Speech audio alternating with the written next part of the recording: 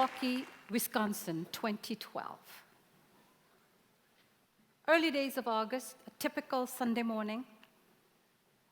The local Sikh temple has been open since 5:30, extending a warm welcome to anyone wishing to come in for some quiet contemplation. Worship consists of songs and sermons, but doesn't commence till about 11:30. It's not quite 10 yet, but there's already a bustle and energy about the place. Into this place walks in a gunman who, without so much as a notice, starts firing with a machine gun. When he's finished, 6 people are dead, including the president of the Sikh temple. A police officer takes out the shooter, but not until he himself has been shot 8 times. Most Sikh men and many Sikh women wear a turban over their unshorn hair.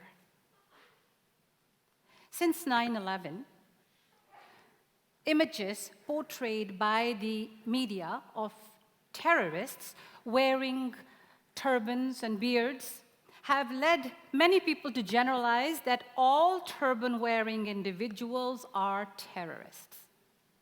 So since 9/11, Sikhs have been targeted or singled out in countless acts of racism, many resulting in fatalities.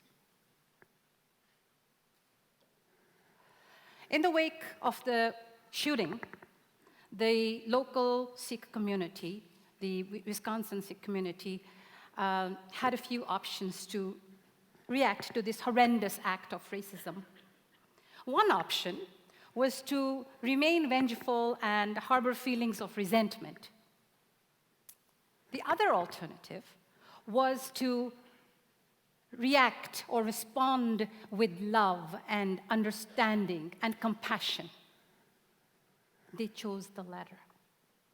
The whole community, along with their American neighbors who also shared their grief, rallied together, and the whole city started on the path of healing.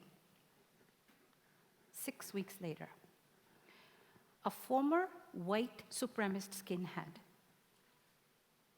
reached out. His name was Arno Michaelis. He reached out and invited Pardeep Kalika, the son of the Sikh president of the temple that was shot down, and invited him to dinner. Arno himself was the founding member of the largest racist organization on earth. When he heard that the gunman had been a white supremacist, he agonized because he thought maybe it's somebody that he has inspired or even recruited. Over the years, love for his daughter, single parenthood, and the forgiveness shown to him by the people that he hated guided him to a life with more tolerance, acceptance, and peace. Arno was amazed at the amount of compassion that he was shown by the very same people that he once denigrated.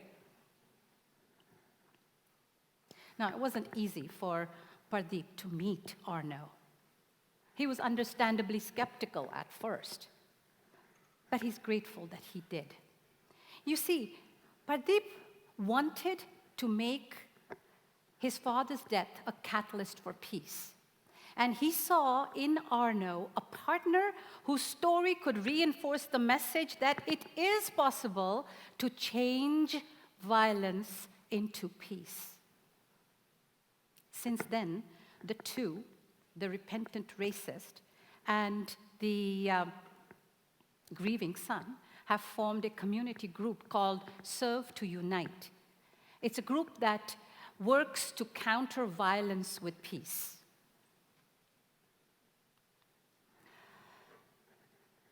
As a Sikh woman with 3 sons and many friends who wear turbans, I'm acutely aware of the prejudices that people carry within themselves. barriers, appearances bring about. However, I'm very passionate to not let them affect any of us in any way. I earnestly believe that it is our responsibility to learn to counter hate with love and to respond with understanding, compassion, forgiveness, and to recognize the oneness that connects us all.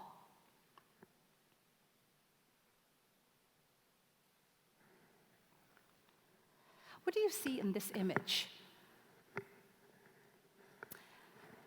Most people tend to see the gray circle first, until the wider, more beige color surface is explicitly pointed out. In a very similar manner, the behavior of a few individuals can be taken by us to be symptomatic of the entire community. We harbor feelings of anger, fear, resentment, hate, while choosing to forget that the majority of the community is actually for love and peace. And this is true for all cultures and groups.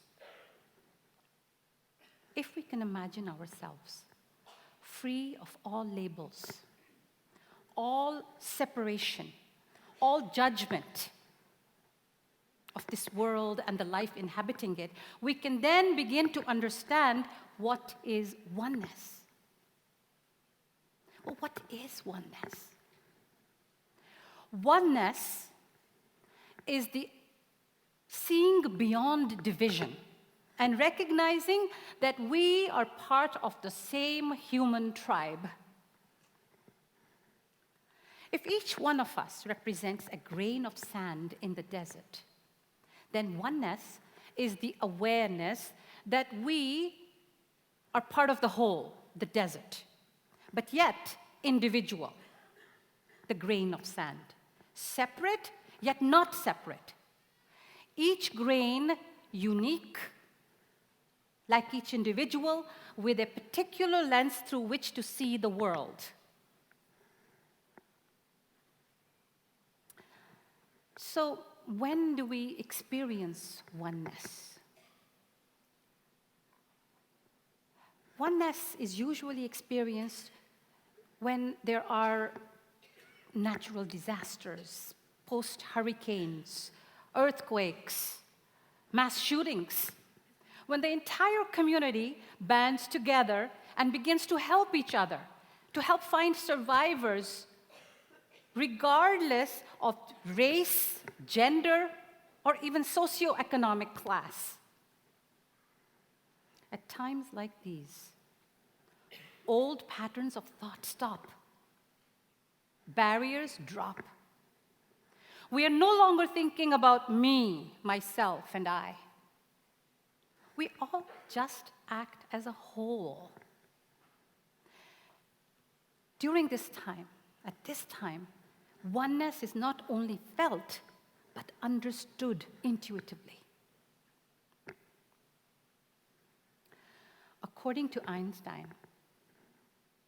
it is our task to free ourselves from thoughts that imprison us and to widen the circle of compassion to encompass all living creatures.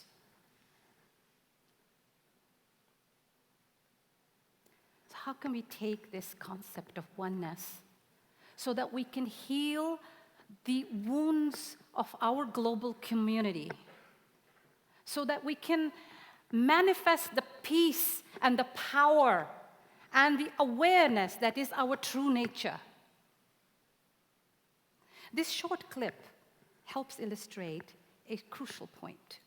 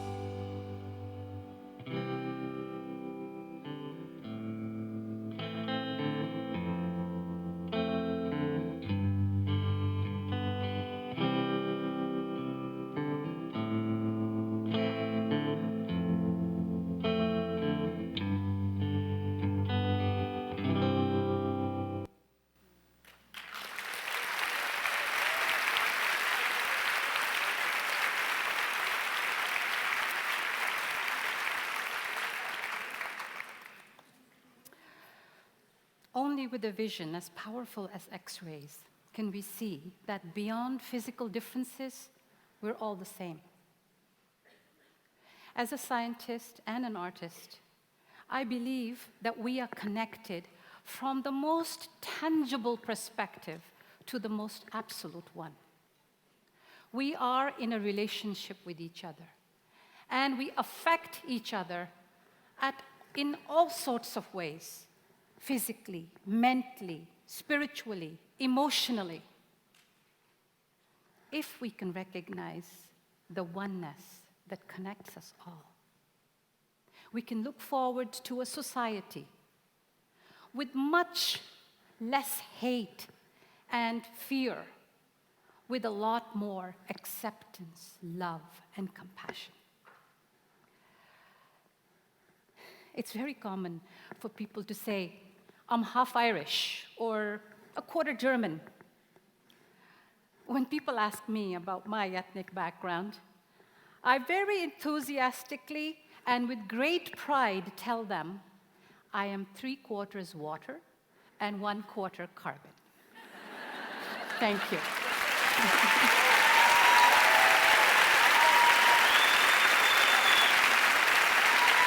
Thank you.